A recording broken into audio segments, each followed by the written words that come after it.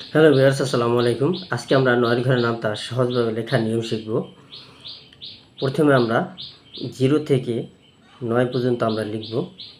0, 1, 2, 3, 4, 5, 6, 7, 8, 9। এইবারে আমরা আবার 0 থেকে শেষের থেকে আমরা 0 থেকে লিখতে লিখতে আসব।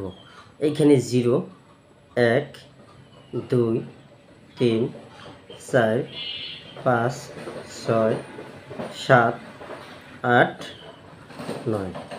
এই যে হলো আমাদের 9 ঘরের নামতা। আমরা জানি কোনো সংখ্যার আগে যদি 0 থাকে তাহলে সেই 0 কোনো দাম থাকে না।